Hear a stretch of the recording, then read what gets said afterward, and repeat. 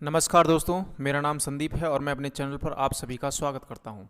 देखिए, जैसा आज आप टॉपिक देख पा रहे हैं इकोलॉजी पिरामिड्स। आज का जो हमारा टॉपिक है वो पर्यावरण अध्ययन के अंतर्गत वो है इकोलॉजी पिरामिड यानी कि पारिस्थितिकी पिरामिड्स।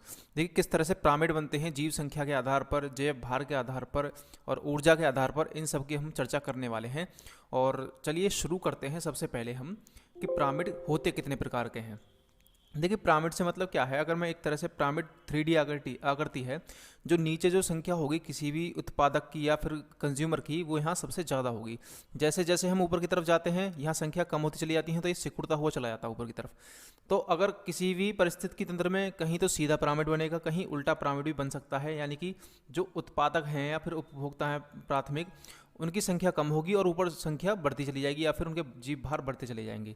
तो इसके बेसिस पर ही हम डिफाइन करेंगे। तो सबसे पहले जो हम बात करेंगे पारिस्थितिकी पिरामिड, ये कितने प्रकार के होते हैं, तो मेनली ये 3 प्रकार के होते हैं। नंबर 1, नंबर 2 और नंबर 3। इन तीनों में सबसे पहले आता है जीव संख्या पिरामिड, फिर आता है जीव भार पिरामिड और फिर आता है संचित ऊर्जा पिरामिड। देखिए जीव संख्या पिरामिड क्या है, जीव भार पिरामिड क्या है और संचित ऊर्जा का पिरामिड क्या है, इन सब की हम चर्चा करने वाले हैं। तो सबसे पहले जो हम लेकर चलेंगे वो लेकर चलेंगे जीव संख्या पिरामिड यानी पिरामिड ऑफ नंबर्स। जीव संख्या पिरामिड में सबसे पहले आता है घास स्थलीय जीव संख्या पिरामिड। घास स्थलीय मतलब यदि हम आपके आसपास के ग्रास लैंड देखें यानी ज़मीन को देखें, तो वहाँ पर जो पिरामिड बनेंगे वो किस तरह से बनेगा उस पर हम चर्चा करेंगे। देखिए आप सभी जानते हैं सबसे जो निचला स्तर है वो है उत्पादक का। किसी भी ग्रास लैंड में सबसे नीचे आते हैं उत्पादक, जो भी कंज्यूमर प्रोड्यूसर होते हैं उन्हें बोलते हैं हम उत्पादक। फिर आते हैं आपके प्राथमिक उपभोक्ता, फिर सेकेंडरी उपभोक्ता, फिर टर्शियरी उपभोक्ता, फिर आते हैं उच्च मांसाहारी। ये 4 तरीके के आप यहाँ देख पा रहे होंगे। तो आपको यहाँ क्या पता करना है, नंबर, कि किसकी संख्या सबसे ज़्यादा होगी परिस्थिति में। तो आपको सबसे पहले ये देखना है कि संख्या कैसे पता चलेगी हमें। हम सभी जानते हैं कि जो उत्पादक हैं, जितने भी पेड़ पौधे हैं हमारे पास, पेड़ पौधे घास वगैरह, इनकी संख्या हमारे पास ज़्यादा है। तो नंबर्स ज़्यादा हैं, इसका मतलब इनकी संख्या ज़्यादा है। तो हमने नीचे जो बेस दिखाया है इसलिए बड़ा दिखाया, क्योंकि इनका नंबर्स इनके ज़्यादा हैं। अब जैसे जैसे हम ऊपर की तरफ जाएंगे, प्राथमिक उपभोक्ता की बात करें तो प्राथमिक उपभोक्ता किन्हें खाता है, इन उत्पादकों को खाता है। तो यहाँ पर इनकी संख्या इनसे कम होती है। देखिए जैसे जैसे थोड़ा ऊपर जाएंगे यहाँ पर इनकी संख्या कम हुई। और अब सेकेंडरी की तरफ जाएंगे तो सेकेंडरी जो उपभोक्ता होते हैं वो प्राइमरी को खाते हैं यानी प्राथमिक उपभोक्ता को खाते हैं और इनकी संख्या इनसे कम होती है। जैसे देखिए चूहा घास को खाता है और यहाँ पर चूहे में बिल्ली आ गई, यहाँ पर बिल्ली क्या खाएगी, चूहे को खाएगी, तो वो सेकेंडरी में आएगी। जैसे एक तरीके से हम यहाँ देखें घास है, घास को टिड्डी खाती है और टिड्डी के बाद टिड्डी को मेंढक खाता है और मेंढक के बाद इसे मेंढक को सांप खाता है। तो ये एक दूसरे से बंधे हुए हैं। तो इसी तरह से जैसे जैसे हम ऊपर जाएंगे संख्याएं घटती चली जाएंगी जानवरों की, कोई भी जीव जंतु इसकी संख्याएं घटती चली जाएंगी। तो ऊपर जो लास्ट में बचेंगे वो उच्च मांसाहारी जीव बचेंगे, जो कि इन सभी को फर्स्ट, सेकंड और थर्ड तीनों उपभोक्ताओं को खाते हैं।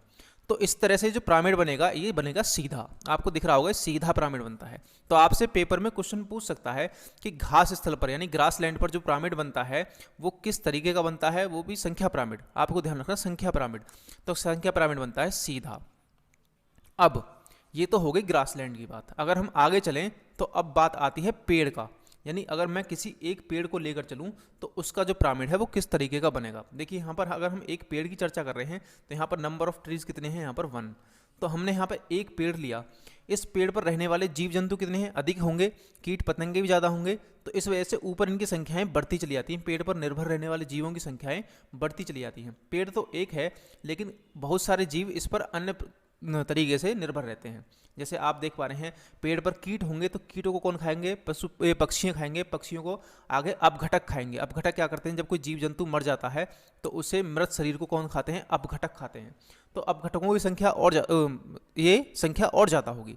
तो इस तरह से आप समझ पाएंगे यहाँ पर पेड़ वाले में अगर आपसे पूछे कि नंबर पिरामिड पेड़ का क्या होगा, इन ट्री पर क्या होगा, तो उसका जो पिरामिड बनेगा वो उल्टा बनेगा, क्योंकि यहाँ पर उत्पादक की संख्या 1 है और कंज्यूमर्स की संख्या बढ़ती जा रही है।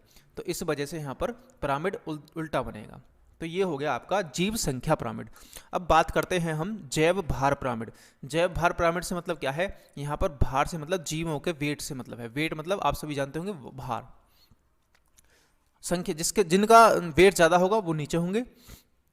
देखिए अब देखते हैं हम ग्रास लैंड पर। ग्रास लैंड पर जो है जीवों का भार, देखिए यहाँ पर जितने भी उत्पादक हैं वो अधिक संख्या में हैं उत्पादक अधिक संख्या में है और इनका वेट भी होता है ठीक ठाक, तो इसी वजह से इनका वेट सर्वाधिक होगा। पूरे पृथ्वी पर इन्हीं का वेट सर्वाधिक होगा, तो इस वजह से ये हमने नीचे लिए, ये ज़्यादा हैं। अब इससे ऊपर जाते हैं तो प्राथमिक उपभोक्ता उत्पादकों की अपेक्षा कम होते हैं, यानी कि वेट में होते हैं, लेकिन संख्या भी कम होती है, उस हिसाब से इनका वेट भी अगर टोटल मास निकालें तो वो कम हो जाएगा। तो इसी तरह से प्राथमिक उपभोक्ताओं की जो ना यहाँ पर कम संख्या होगी और कम वेट होगा। इसी तरह से ऊपर जाएंगे तो यहाँ पर सेकेंडरी जो उपभोक्ता होंगे ये और कम संख्या में होंगे, तो इनका वेट और कम होगा। टोटल वेट की हम बात कर रहे हैं, तो यहाँ पर और वेट कम हो जाएगा। जैसे जैसे हम ऊपर की तरफ बढ़ते जाएंगे तो लास्ट में जो बचेंगे वो उच्च मांसाहारी बचेंगे। उच्च मांसाहारी जो हैं वो कम संख्या में हैं, तो उनका वेट भी और कम हो जाएगा। तो ये जो आपको दिख रहा है ये है बायोमास पिरामिड, जिसे हम जैव भार पिरामिड बोलते हैं। तो अगर आपसे पूछे कि ग्रास लैंड पर किस तरह का पिरामिड बनेगा, यानी कि जीव भार वाला, वेट वाला, तो वो आपका सीधा बनेगा। आपको ये चीज़ याद रखनी है। अपवार्ड अगर इंग्लिश में बोलें तो अपवार्ड। अगर उल्टा पिरामिड बन रहा है तो उसे हम क्या बोलेंगे, डाउनवर्ड। ठीक, ये आपको याद रखने हैं। अब चलते हैं हम किसी जलीय परिस्थितिकी तंत्र का, किसी भी जलीय मतलब कोई, अगर हम एक तालाब ले लें, तालाब के बाद में यार हम झील ले लें, सागर ले लें, महासागर ले लें, अगर उनकी बात करेंगे तो वहाँ पर कैसा पिरामिड बनेगा, इस पर हम चर्चा करते हैं। देखिए सबसे नीचे जो आते हैं यहाँ पर फाइटोप्लैंक्टन और जूप्लैंक्टन। फाइटोप्लैंक्टन जो होते हैं वो किसी भी जलीय परितंत्र में एक तरह से पेड़ पौधे होते हैं। जैसे ज़मीन पर पेड़ पौधे होते हैं, इसी तरह से जो सागरों में पेड़ पौधे होते हैं उन्हें बोलते हैं हम फाइटोप्लैंक्टन, और जो समुद्र में रहने वाले जीव होते हैं उन्हें हम बोलते हैं जूप्लैंक्टन। ठीक है, अब ये आपको याद रखने हैं। देखिए सबसे नीचे जो आएंगे वो आएंगे आपके फाइटोप्लैंक्टन, जो कि उत्पादक होंगे किसी भी समुद्री परितंत्र का। समुद्री या फिर जलीय परितंत्र के उत्पादक जो होंगे वो सबसे नीचे आएंगे, और ये बहुत ही छोटे छोटे होते हैं, तो इस मतलब इनका वेट जो होगा ये कम होगा। टोटल मास कितना होगा इनका, कम होगा। अब जैसे जैसे हम ऊपर की तरफ बढ़ेंगे, फाइटोप्लैंक्टन्स को कुछ मछलियाँ खाती हैं, कुछ जीव खाते हैं। इन मछलियों का भार इनकी अपेक्षा यानी उत्पादकों की अपेक्षा अधिक होता है, इस वजह से ये ऊपर और बड़ी संख्या में बड़ा क्षेत्र यहाँ बन जाता है जैव भार का यानी बायोमास का। अब इन मछलियों को खाने वाली कुछ बड़ी मछलियाँ होती हैं, आप सभी जानते हैं बड़ी बड़ी मछलियों का वेट भी अधिक होगा। जैसे ब्लू व्हेल है, इसका वेट सर्वाधिक होगा किसी भी समुद्री परितंत्र में। तो ऊपर की तरफ हम बढ़ते चले जाएंगे तो उनका वेट भी बढ़ता ही चला जाएगा, ज़्यादा हो जाएगा। तो इस वजह से जो ऊपर इनका ये क्षेत्र आप देख रहे हैं यहाँ पर वेट को दर्शाता है कि यहाँ वेट इनका ज़्यादा है। टोटल बायोमास अगर हम निकालें तो अगर इस तरीके से हम देखें तो मास जो होगा इनका टोटल बायोमास सबसे ऊपर अधिक और सबसे नीचे यहाँ पर कम होगा। तो इसी वजह से जो बायोमास का जो पिरामिड है किसी भी जलीय परितंत्र में वो हमेशा कैसा बनता है, वो उल्टा बनता है, यानी कि डाउनवर्ड। ये आपको चीज़ याद रखनी है। ठीक, अब ये हो गए हमारे दो तरह के पिरामिड, पिरामिड ऑफ नंबर्स और पिरामिड ऑफ बायोमास। अब चलते हैं हम संचित ऊर्जा का पिरामिड। देखिए ऊर्जा किस तरह से इन उपभोक्ताओं और उत्पादकों के थ्रू निकलती है जाती है, इस पर हम चर्चा करेंगे। जैसे मैंने यहाँ पर उत्पादक लिए हुए हैं कि अब यहाँ पर सबकी बात हो रही है। ये जो पिरामिड है ये चाहे जलीय परितंत्र है चाहे ग्रासलैंड है, सबके लिए अप्लाई होगा, एक ही पिरामिड होगा इसका और वो भी सीधा बनेगा। तो एक लिंडमैन एक वैज्ञानिक थे, लिंडमैन ने क्या बताया था, उन्होंने ये बताया था कि अगर कोई उत्पादक हैं, यहाँ पर आप प्रोड्यूसर देख पा रहे हैं, ये अपना खाना खुद बनाते हैं, तो ये ऊर्जा कहाँ से लेते हैं, ये सूर्य से ऊर्जा लेते हैं। ये सूर्य से ऊर्जा लेंगे तो उसका 10% ही यूज कर पाते हैं।